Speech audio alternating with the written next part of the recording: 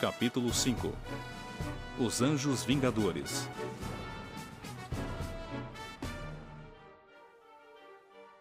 Durante toda a noite viajaram por veredas irregulares. Quando rompeu a manhã, um panorama selvagem e maravilhoso surgiu ante os seus olhos. Em todas as direções, os picos nevados que lhes limitavam os 4 horizontes erguiam-se, sucessivamente, até se perderem nas brumas da distância. E tão abruptas eram as suas vertentes rochosas, de um e outro lado, que os pinheiros e abetos pareciam suspensos acima das cabeças dos viajantes.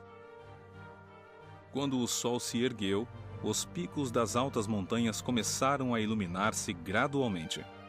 Junto a uma nascente impetuosa que jorrava de um barranco, pararam e deram água aos cavalos, aproveitando a oportunidade para uma breve refeição. Lucy e Ferrier queriam descansar um pouco mais, mas Jefferson Hope não o consentiu. Nesta altura já devem vir no nosso encalço. Tudo depende da nossa rapidez. Depois de sãos e salvos em Carson City, poderemos descansar o resto da vida. Na metade do segundo dia de fuga, as suas poucas provisões começaram a escassear. Encontrando um local seguro, Jefferson reuniu uma pilha de ramos secos e fez uma fogueira para que se aquecessem, porque estavam agora a quase 5.000 pés acima do nível do mar, e o ar era frio e cortante. Depois de amarrar os cavalos e despedir-se de Lucy, pôs a arma no ombro e partiu à caça do que pudesse achar naquelas alturas. Andou muito através das ravinas, sem nada encontrar, embora notasse marcas nas cascas das árvores e outros indícios de que havia numerosos ursos pela vizinhança. Finalmente, após 3 horas de busca, quando já pensava em regressar, avistou um animal parecido com um carneiro, um chifrudo, como é chamado nessa região. Deitando-se ao abrigo de uma rocha, Jefferson apontou a carabina e atirou. O animal deu um salto, contorceu-se um instante à beira do precipício e rolou para o vale. A caça era pesada demais para ser posta ao ombro. Por isso, o caçador contentou-se em cortar-lhe uma perna e parte do flanco. A noite chegou rapidamente e estava quase escuro quando finalmente atingiu o desfiladeiro que lhe era familiar. Sobrecarregado com a peça, exausto pela jornada, Jefferson Hope avançava cambaleante. Chegou, enfim, à boca do desfiladeiro onde os tinha deixado. Apesar da escuridão, reconhecia perfeitamente o local. Com as mãos em concha junto à boca, soltou um grito prolongado que ecoou no vale anunciando a sua chegada. Deteve-se um instante à espera da resposta, mas apenas ouviu o seu próprio grito, devolvido pelo eco dos barrancos profundos. Tornou a gritar mais alto ainda, sem que os amigos lhe respondessem. Quando chegou ao lugar onde tinha acendido a fogueira, não encontrou ninguém. Os animais, o velho, a jovem, todos tinham desaparecido. Era evidente que, durante a sua ausência, algo terrível acontecera. Então, pegando um tição da fogueira, soprou-a até que chamejasse e começou a examinar o pequeno acampamento. O chão estava pisado por cascos, mostrando que um grande número de homens montados havia raptado os fugitivos. O rumo das pegadas indicava claramente que eles tinham voltado para Salt Lake City. Pouco mais adiante, a um lado do acampamento, havia um monte recente de terra avermelhada. Não era possível imaginar outra coisa senão uma sepultura. Aproximando-se, o jovem caçador encontrou uma forquilha cravada à cabeceira do túmulo e presa nela uma folha de papel. John Ferrier, que foi de Salt Lake City, falecido a 4 de agosto de 1860. Lucy fora levada a fim de cumprir o seu destino, como uma das mulheres no harém do filho de um ancião. Juntamente com a sua paciência e perseverança, Jefferson Hope sabia alimentar um espírito de vingança, aprendido talvez na convivência com os índios. Pálido e triste, regressou ao lugar onde deixou cair a caça. E, avivando o fogo, preparou alimento suficiente para alguns dias. Após esse descanso, pôs o fardo ao ombro e regressou pelo caminho da montanha, no rastro dos anjos vingadores. Durante 5 dias, com os pés feridos, exausto, arrastou-se pelos desfiladeiros que havia atravessado a cavalo. No 6º dia, chegou ao barranco da Águia. Dali o seu olhar podia alcançar toda a terra dos santos. Fixando a vista, notou que havia bandeiras em algumas das ruas principais e outros sinais de festa. Ouviu um tropel de cascos e viu que um homem montado se dirigia na sua direção.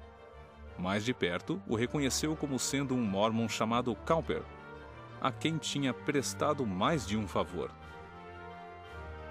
"Sou Jefferson Hope", saudou. "Lembra-se de mim?" O mormon olhou com espanto.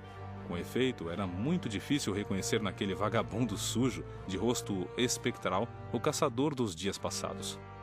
Mas mal o mormon se deu por satisfeito quanto à identidade de Hope, a sua surpresa transformou-se em consternação. "É uma loucura vir aqui", advertiu. "Há uma ordem de captura vinda dos 4 contra o homem que ajudou a Ferrier a fugir." "Não os receio, nem a sua ordem", respondeu Hope. "Você deve saber alguma coisa a esse respeito, Cowper. Peço-lhe que me responda a algumas perguntas. Sempre fomos bons amigos. Pelo amor de Deus, não se negue a me responder." "De que se trata?" perguntou o mormon, contrafeito. "Seja breve. As próprias rochas têm ouvidos." "Que aconteceu a Lucy Ferrier?" "Casou-se ontem com Drebber." "Casou-se?" "Sim, casou-se ontem. É por isso que a Casa das Esmolas está embandeirada. Houve uma disputa entre Drebber e Stangerson sobre quem fica com ela. Os dois faziam parte da patrulha que perseguiu os Ferrier, e Stangerson julgava-se com mais direito por ter matado o pai dela. Mas a casa foi discutida no conselho e o partido de Drebber mostrou-se mais forte, de forma que o profeta entregou-lhe Lucy. Mas ninguém a terá por muito tempo, porque ainda ontem vi a morte no seu rosto. Mais parece um fantasma do que uma mulher. Já vai andando? Adeus." Despediu-se Jefferson Hope, levantando-se. "Para onde vai?" "Pouco lhe importa", respondeu o jovem e, enfiando a arma no ombro, meteu-se por uma garganta estreita e rumou para o interior da montanha. A profecia do mormon não demorou a acontecer. Lucy morreu e as mulheres, na véspera do enterro, velaram o seu corpo, como é costume entre os mormones. Estavam reunidos em torno do caixão às primeiras horas da manhã, quando viram a porta abrir-se violentamente e um homem andrajoso de aspecto sinistro entrar na sala. Sem olhar, nem falar com ninguém, deixando as mulheres estarrecidas, encaminhou-se para o caixão que continha o corpo de Lucy Ferrier e, inclinando-se sobre ela, deu um beijo na face da morta e depois lhe tirou a aliança do dedo. "Não será enterrada com isto", rugiu. E antes que dessem alarme, desceu as escadas e desapareceu. Durante alguns meses, Jefferson Hope andou pelas montanhas, levando uma vida estranha e selvagem e nutrindo no peito o intenso desejo de vingança que o dominava. Certa vez, uma bala assobiou pela janela de Stangerson e foi alojar-se na parede, 1 palmo acima dele. Noutra ocasião, quando Drebber passava sob um penhasco, uma enorme pedra caiu de grande altura e o teria esmagado, se ele não tivesse saltado para o lado. Os 2 mormones não tardaram a descobrir o motivo desses atentados e organizaram repetidas expedições às montanhas, na esperança de matar o seu inimigo, mas nunca tiveram êxito. Passaram então a tomar cuidado e nunca saíam sozinhos, além de colocarem sentinelas nas suas casas. Algum tempo depois, como o seu adversário não mais fosse visto, abandonaram essas precauções, pensando que com o tempo tivesse se acalmado aquela sede de vingança. Mas Jefferson compreendeu que estava fazendo o jogo dos seus inimigos. Portanto, embora contra a sua vontade, voltou às velhas minas do Nevada, para recuperar a saúde e juntar o dinheiro suficiente a fim de, sem privações, prosseguir no seu objetivo. Tinha planejado morar lá apenas 1 ano, mas uma série de imprevistos impediu-o de deixar as minas durante 5 anos. Contudo, mesmo após tanto tempo, a memória do que sofreu e a sua sede de vingança eram tão vivas como naquela noite inesquecível em que estivera junto à sepultura de John Ferrier. Disfarçado e usando um nome falso, voltou a Salt Lake City, não se importando com o que pudesse lhe acontecer, contanto que conseguisse executar a sua justiça. Porém, más notícias o esperavam na Terra dos Santos. Poucos meses antes, houve um desentendimento entre o povo eleito e alguns dos membros mais jovens da igreja se rebelaram contra a autoridade dos anciãos, o que causou o afastamento de um certo número de descontentes que logo deixaram o Utah. Entre estes se encontravam Drebber e Stangerson, mas ninguém sabia do seu paradeiro. Dizia-se que Drebber conseguiu converter em dinheiro uma grande parte das propriedades, ao passo que o seu rival, Stangerson, ficou relativamente sem recursos. Não havia, contudo, o menor indício do rumo que haviam tomado. Jefferson Hope não hesitou um momento sequer. Com o pouco dinheiro que possuía, aumentados com pequenos trabalhos esporádicos, viajou pelos Estados Unidos de cidade em cidade, à procura dos seus inimigos.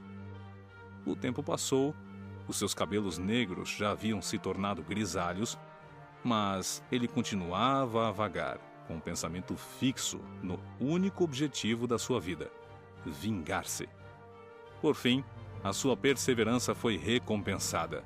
Viu apenas de relance um rosto numa janela, mas isso lhe bastou para saber que ali, em Cleveland, na estrada de Ohio, estava um dos homens que ele perseguia.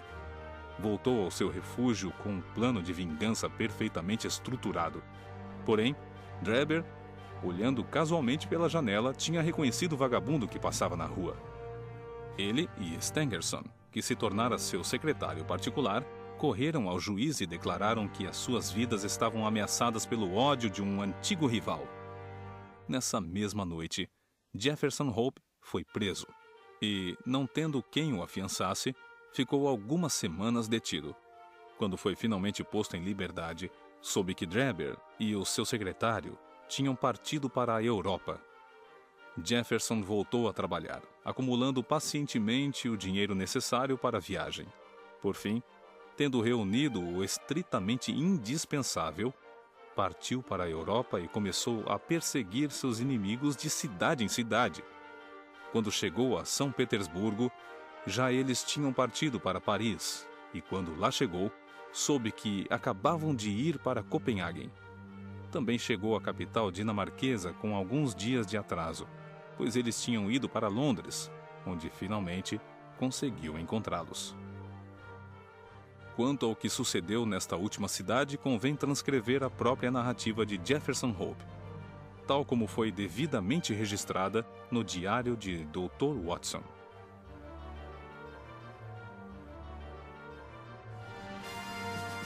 Capítulo 6. Continuação das memórias do Dr. John Watson. A furiosa resistência do cocheiro não parecia indicar qualquer animosidade para conosco, tanto que, ao ver-se dominado, sorriu afavelmente e disse esperar que não nos tivesse magoado durante a luta. "Suponho que queiram levar-me ao posto de polícia", declarou a Sherlock Holmes. "O meu coche está lá embaixo. Se me desamarrarem as pernas, posso descer sozinho. Mas já não sou tão leve como antes." Gregson e Lestrade entreolharam-se, mas Holmes aceitou e afrouxou a toalha que o ligava pelos tornozelos. Hope levantou-se e estendeu as pernas. Era um homem de constituição atlética. O rosto queimado pelo sol tinha uma expressão resoluta e enérgica, tão intimamente quanto a sua força física. "É melhor virem comigo", sugeriu Holmes aos dois investigadores. "Eu posso guiar o carro", propôs Lestrade. "Ótimo. Gregson virá comigo. E você, Watson? Já que está interessado no caso, pode vir também conosco." Aceitei gostosamente e descemos juntos. O nosso prisioneiro não fez qualquer tentativa de fuga e entrou calmamente no cocho. Lestrade subiu para a boleia, fustigou o cavalo e conduziu-nos ao nosso destino. Fomos levados a um pequeno gabinete, onde um inspetor registrou a identidade do preso e os nomes dos homens de cuja morte era acusado. O inspetor de serviço era um homem de rosto pálido, fleumático, que cumpria a sua obrigação como um autônomo.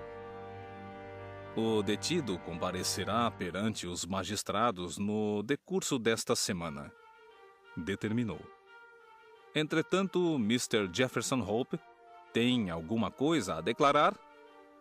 Devo adverti-lo de que as suas palavras serão registradas e poderão ser usadas contra o senhor.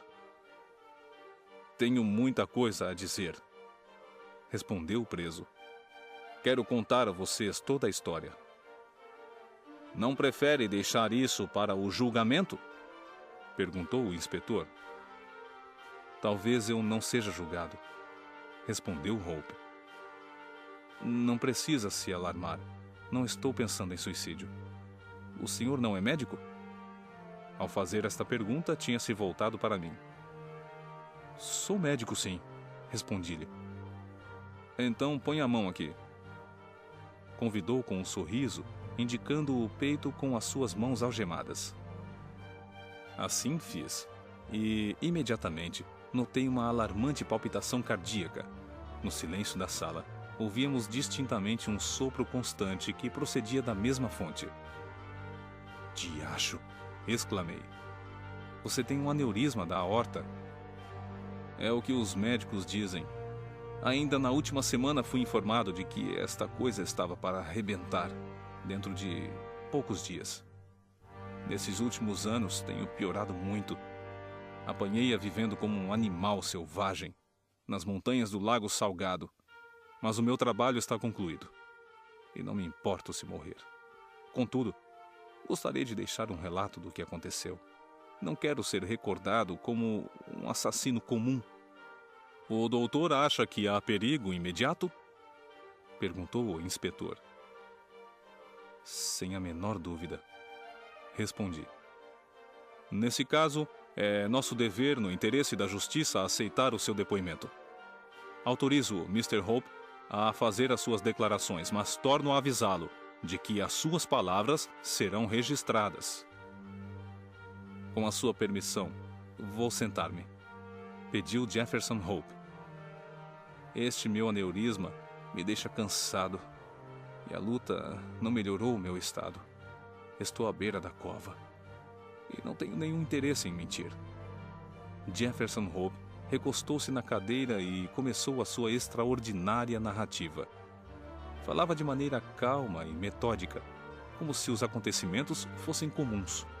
Posso garantir a exatidão do que transcrevo, porque tive na mão o caderno de notas de Lestrade, no qual as palavras de Hope foram escritas.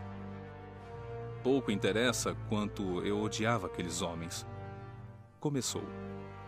Basta saber que eram culpados da morte de 2 seres humanos, pai e filha, e que, consequentemente, deviam pagar por esse crime com as suas vidas. Como já havia muito tempo que o tinham cometido, eu não poderia conseguir que algum tribunal os condenasse. Sabia, no entanto, que eram culpados, e resolvi ser o juiz. Os jurados e o carrasco ao mesmo tempo. No lugar, como homens de brio, os senhores fariam o mesmo. Há 20 anos, essa jovem ia casar-se comigo, mas foi obrigada a desposar Drebber e morreu de desgosto. Tirei-lhe a aliança do dedo quando estava no caixão e jurei que Drebber morreria olhando para esse mesmo anel, que os seus últimos pensamentos seriam para o crime pelo qual era punido. Trouxe-o sempre comigo e segui Drebber e o seu cúmplice através de 2 continentes até que os apanhei. Se eu morrer amanhã, como é muito provável, morro na convicção de que cumpri o meu dever na terra. Foram mortos pelas minhas mãos. Já nada mais tenho a esperar sem desejar. Eram ricos e eu, pobre, de modo que não foi fácil segui-los. Quando cheguei a Londres, eu estava com os bolsos vazios e vi que precisava trabalhar em qualquer coisa para viver. Guiar cavalos ou montá-los foi sempre tão natural para mim como andar a pé. Por isso, me apresentei ao dono de uma cocheira e logo consegui emprego. A minha obrigação era entregar todas as semanas uma certa quantia ao proprietário. E o que excedesse ficaria para mim. Quase nunca sobrava grande coisa, mas consegui manter-me. O mais difícil era orientar-me nas ruas de Londres. Tinha, contudo, o mapa da cidade e, depois de conhecer os principais hotéis e estações, saía-me bastante bem. Levei bastante tempo para descobrir onde moravam aqueles dois patifes. Mas continuei a investigar e encontrei-os. Estavam em uma pensão em Camberwell, no outro lado do rio. Eu tinha deixado crescer a barba e não conseguiriam me reconhecer. Iria segui-los como um cão, farejando por toda a parte, até que surgisse a minha oportunidade. Aonde quer que fossem pelas ruas de Londres, eu estava sempre no seu encalço. Às vezes, seguia-os com o meu carro, outras, a pé. Acontece que eram muito espertos. Devem ter percebido, pois nunca saíam sozinhos, nem depois de anoitecer. Durante 2 semanas andei no seu encalço e nunca se separaram. Drebber andava quase sempre bêbado, mas Stangerson não descansava. Eu continuava a vigiá-los de manhã à noite, sem encontrar uma oportunidade. Mas não desanimei, porque qualquer coisa me dizia que a hora tinha chegado. O meu único receio era a minha doença cardíaca. Finalmente, uma noite, quando eu subia e descia a Torquay Terrace, a rua onde eles moravam, vi um coche parar à porta da pensão. Dali a pouco trouxeram uma bagagem e logo a seguir apareceram Drebber e Stangerson e entraram nele. Chicoteei o cavalo e não os perdi de vista. Pararam na Euston Station e eu também. Deixei um garoto tomando conta do meu cavalo e os segui até a estação. Ouvi perguntarem pelo trem de Liverpool e o guarda respondeu-lhes que tinha partido naquele instante e só dentro de algumas horas haveria outro. Stangerson parecia aborrecido com esse contratempo, mas Drebber dava a impressão de ter ficado satisfeito.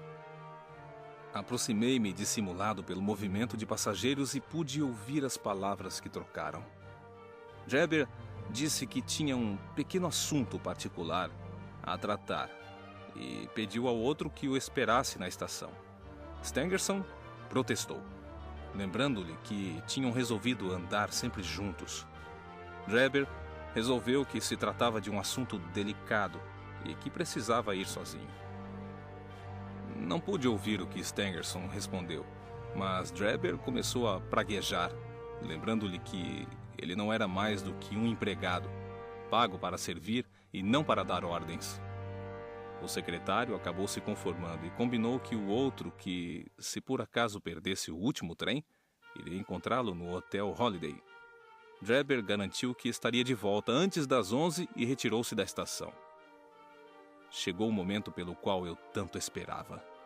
Eu tinha os meus inimigos nas mãos. Juntos podiam proteger-se, mas, separados, estavam à minha mercê. Contudo, não agi precipitadamente. Os planos já estavam feitos. Por acaso, 2 dias antes, um cavalheiro que usava o meu coche para ir ver algumas casas na Brixton Road tinha esquecido a chave de uma delas. Na mesma tarde reclamou-a, e eu lhe devolvi. Mas já aproveitei o intervalo para tirar uma cópia. Dessa maneira, eu contava pelo menos com um lugar nesta grande cidade onde não correria o risco de ser interrompido. Como levar Drebber àquela casa era o único problema que tinha de resolver.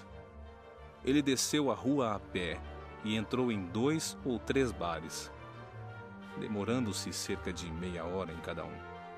Ao sair do último, tinha evidentemente bebido demais, porque já não caminhava muito firme. À frente do meu coche ia uma carruagem fechada, e Drebber mandou-a parar. Seguiu pela ponte do Waterloo, percorrendo várias ruas, até pararmos diante da pensão de Camberwell. Eu não podia imaginar por que Drebber voltaria ali. Avancei mais um pouco e parei o meu coche a uns 100 metros da casa. Drebber entrou, despedindo a carruagem. Esperei cerca de 15 minutos e, a certa altura, ouvi barulho de luta no interior da casa. Em seguida, a porta se abriu e apareceram 2 homens, um dos quais era Drebber, e o outro, um rapaz que eu nunca tinha visto. Trazia Drebber pelo colarinho e, quando chegou ao patamar da escada, deu-lhe um empurrão que o projetou quase no meio da rua. "Canalha!" gritou o rapaz, brandindo a bengala. "Não voltes a insultar uma moça honesta!" Estava tão furioso que teria moído Drebber a bengaladas, se este não tivesse fugido. Correu até a esquina e, vendo o meu coche, chamou-me e entrou. "Leve-me ao Hotel Holiday", indicou. Quando o tive finalmente dentro do coche, o coração pulou-me no peito com tal alegria que, por um instante, receei que este aneurisma rebentasse.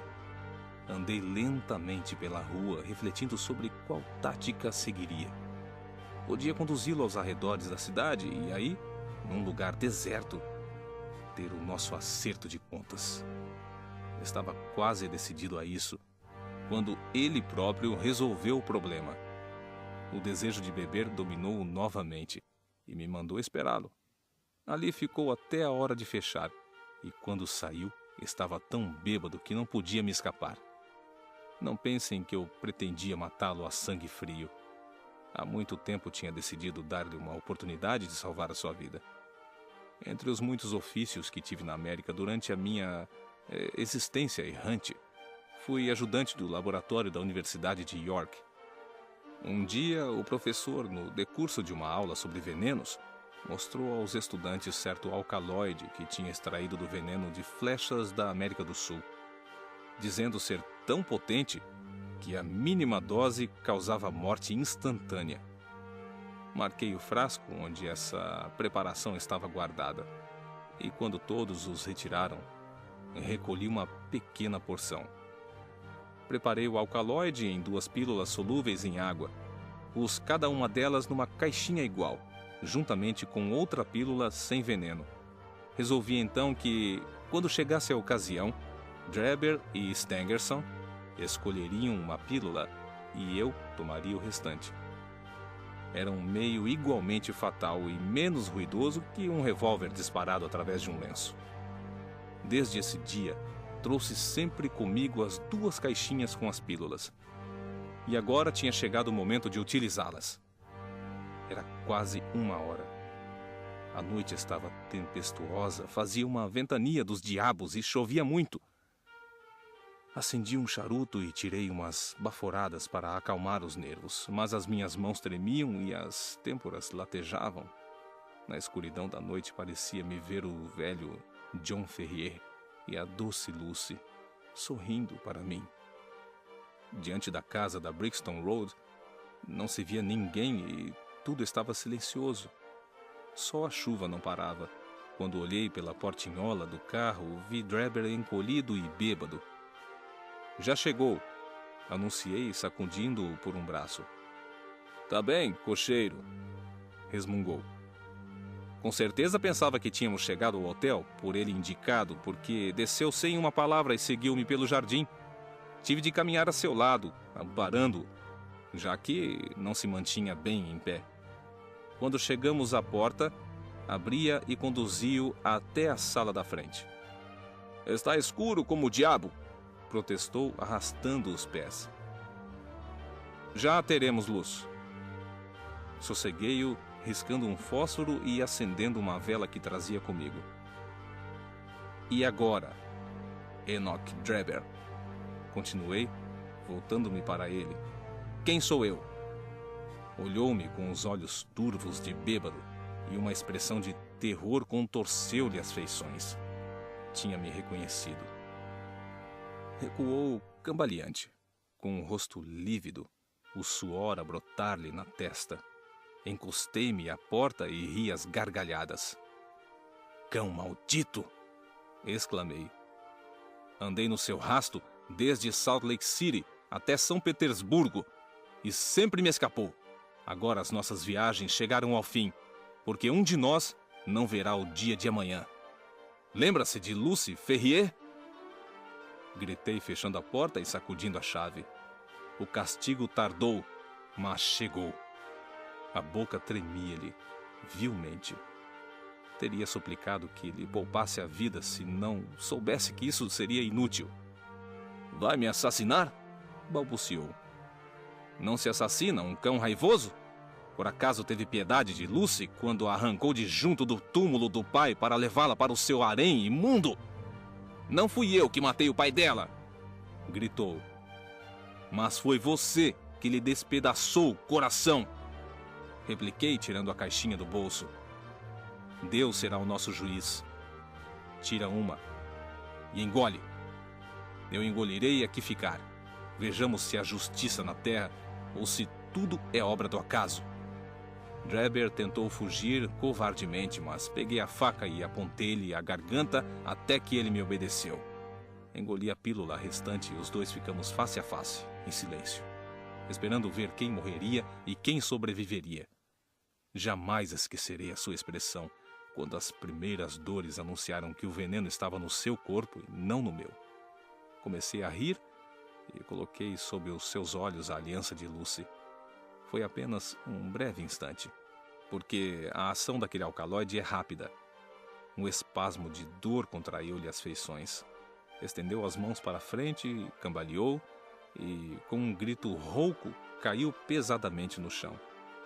Virei-o com o pé e pus a mão no coração. Drebber estava morto. Então, subitamente, o sangue começou a escorrer do seu nariz. Não sei como me veio a ideia de usá-lo para escrever na parede. Talvez a tentação de deixar uma pista falsa que confundisse a polícia. Lembrei-me de um alemão encontrado morto em Nova York com a palavra Hashi escrita no peito. Os jornais diziam que o crime fora cometido sem dúvida por uma sociedade secreta. Pareceu-me que o que havia desorientado os nova-iorquinos bem podia desorientar os londrinos, de modo que molhei o dedo no meu sangue e escrevi a tal palavra na parede. Depois, voltei para o coche e não encontrei ninguém na rua. A noite estava horrível. Já tinha percorrido uma certa distância quando, levando a mão ao bolso, onde guardava a aliança de Lucy, não a encontrei. Sofri um golpe tremendo porque era a única lembrança que tinha dela. Julgando que talvez a tivesse deixado cair quando me inclinei sobre o cadáver de Drebber, regressei àquela casa e estacionei o coche numa travessa, pois estava disposto a tudo, menos a perder o anel. Quando lá cheguei, deparei com a polícia que vinha saindo e só consegui afastar as suas suspeitas fingindo-se bêbado. Restava-me agora liquidar Stangerson. Sabia que estava hospedado no Hotel Holiday. E rondei o lugar durante todo o dia, mas o homem não apareceu. Talvez tivesse ficado desconfiado vendo que Drebber não regressara. Descobri logo qual era a janela do seu quarto e, na manhã seguinte, muito cedo, subi por uma escada que estava no fundo do hotel. Acordei-o e anunciei-lhe que havia chegado a hora de responder pela vida que tinha roubado há tantos anos. Contei-lhe como Drebber morreu e ofereci-lhe as pílulas para que escolhesse uma. Em vez de aproveitar a oportunidade de salvação que eu lhe concedia, pulou da cama e agarrou-me pelo pescoço. Em legítima defesa, matei-o com uma punhalada no coração. Pouco me resta dizer. Continuei a trabalhar, pretendendo juntar dinheiro para regressar à América. Encontrava-me hoje na minha parada habitual quando um garoto maltrapilho perguntou por um cocheiro chamado Jefferson Hope. Explicou que um cavalheiro desejava o meu serviço no 221B da Baker Street. Fui lá, sem suspeitar de nada e, antes que eu tivesse tempo para pensar, esse jovem algemou-me. E esta é a minha história. Talvez me considerem um assassino, mas fui apenas um instrumento da justiça. Quando Jefferson Hope terminou, ainda permanecemos alguns minutos em silêncio, apenas interrompido pelo correr do lápis de Lestrade, que dava um toque final às suas anotações. Há apenas um ponto sobre o qual eu desejava obter esclarecimentos, solicitou Sherlock Holmes. Quem era o seu cúmplice que veio procurar o anel por mim anunciado?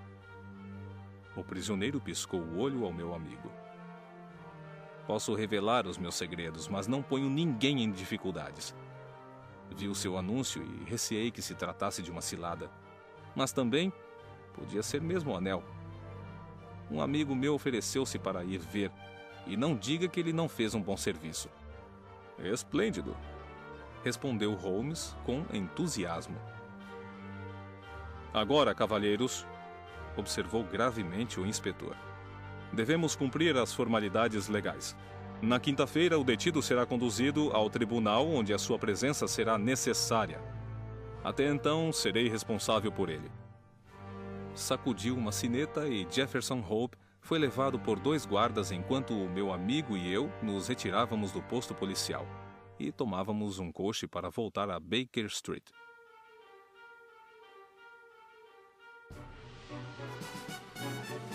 Capítulo 7. Conclusão.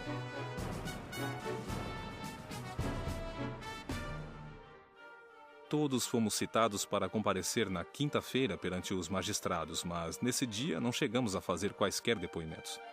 Um juiz mais elevado ficou sabendo da tragédia e Jefferson Hope fora chamado a um tribunal onde seria julgado com a mais estrita justiça. Na mesma noite em que foi capturado, o aneurisma rebentou e encontraram-no no chão da cela, com um plácido sorriso nos lábios, como se durante a agonia tivesse considerado que cumprira a sua missão. Gregson e Lestrade ficaram furiosos com a morte de Hope, observou Holmes, quando a comentávamos na noite seguinte. Lá se foi a publicidade que esperavam. Não vejo onde tenham contribuído para desvendar o mistério, repliquei. Neste mundo, o que vale não é o que se faz, retorquiu asperamente. Mas o que os outros pensam que se fez não tem importância. Prosseguiu mais tranquilo.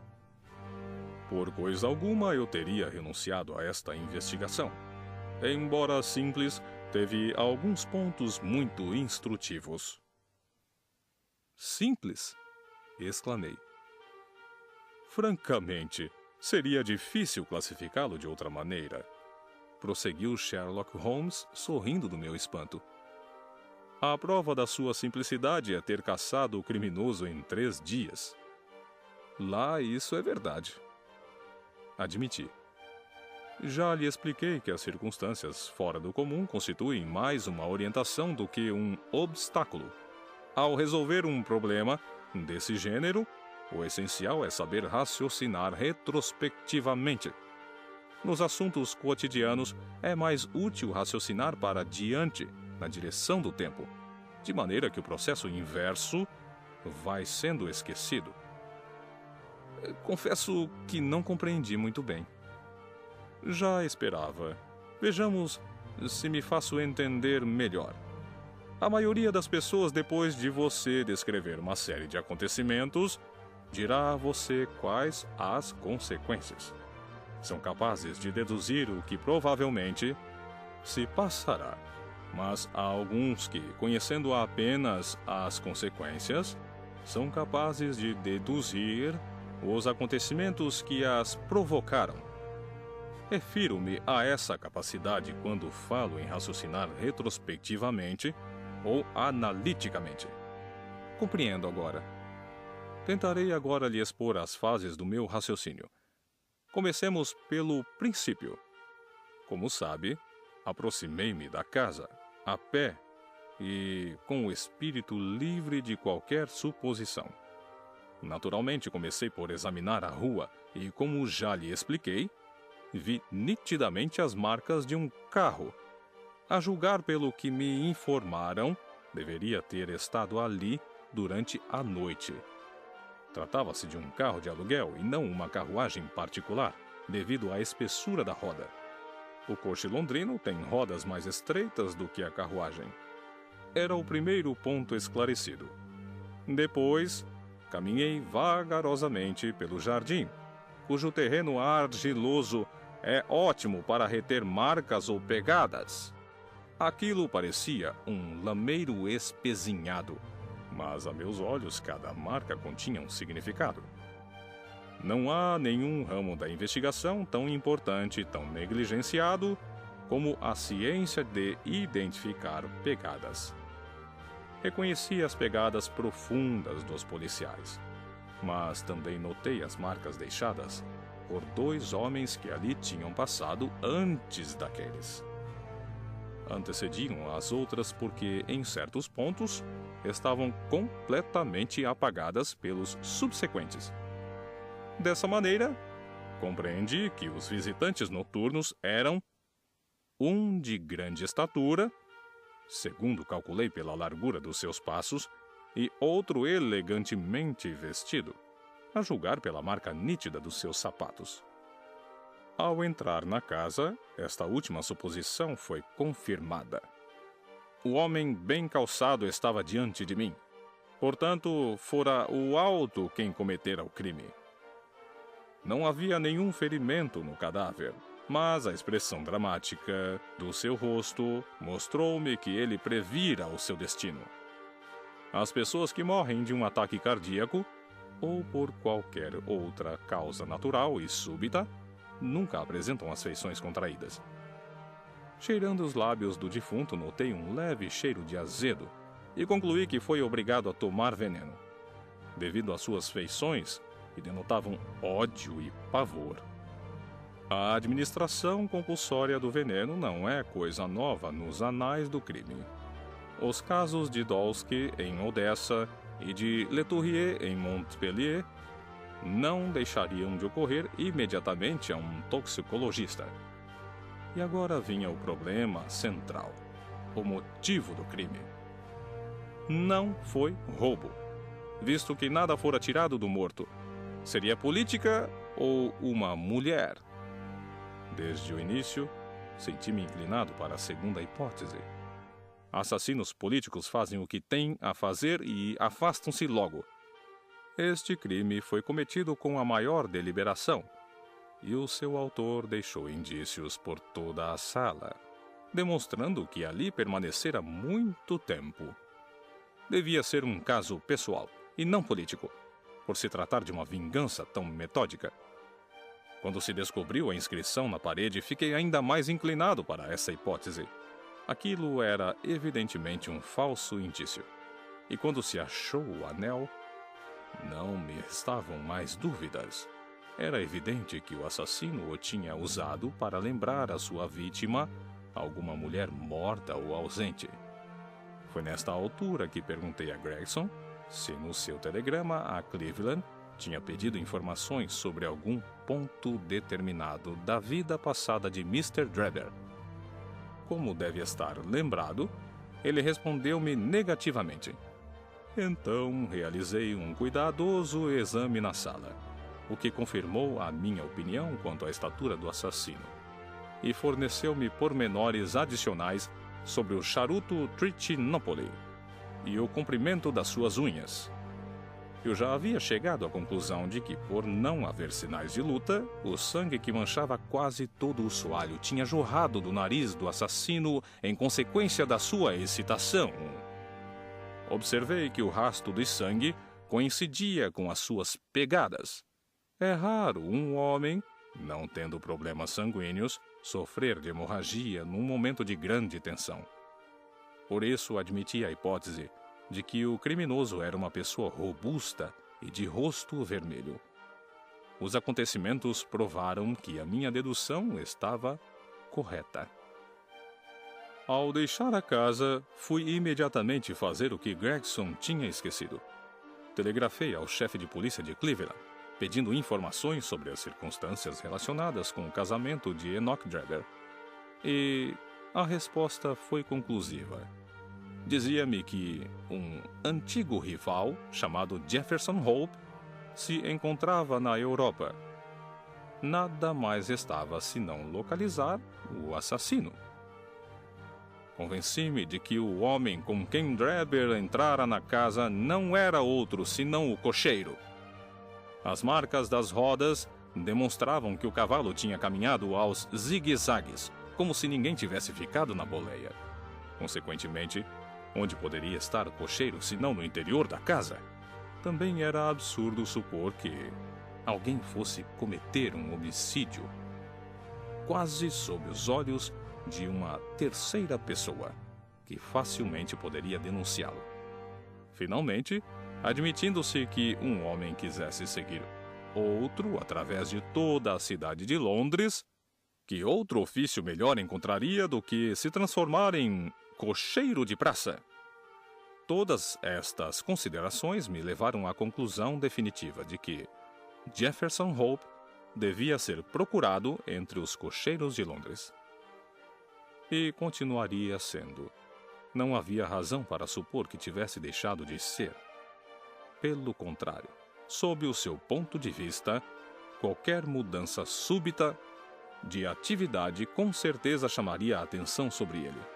Provavelmente, por algum tempo, continuaria a exercer essa profissão. Não havia razão para imaginar que tivesse mudado de nome. Por que fazê-lo num país onde ninguém conhecia a sua verdadeira identidade? Mobilizei, portanto, o meu grupo de detetives composto por garotos vadios e mandei-os sistematicamente a todos os cocheiros de Londres até encontrarem o homem. Cumpriram perfeitamente a sua missão e rapidamente tirei partido disso. O assassinato de Stangerson foi um incidente inteiramente inesperado, mas de qualquer modo teria sido muito difícil evitá-lo. Em consequência deste segundo crime, vieram parar nas minhas mãos as pílulas de cuja existência eu já suspeitava. É maravilhoso! Exclamei. Os seus méritos deviam ser reconhecidos publicamente. Você devia publicar um relato do caso. Se não o fizer, eu farei. Pode fazer o que quiser, doutor, respondeu Holmes. Mas veja isto. E passou-me um jornal. Leia o que estão dizendo. Era o último exemplar do Echo. O público perdeu a ocasião de assistir a um julgamento sensacional devido à morte súbita de Hope, o autor dos homicídios de Enoch Drebber e Joseph Stangerson.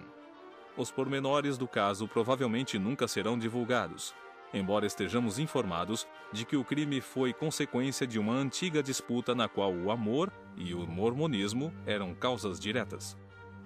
Consta que as vítimas pertenceram, na mocidade, à religião dos santos dos últimos dias, e o acusado Hope, que morreu na prisão, era oriundo de Salt Lake City.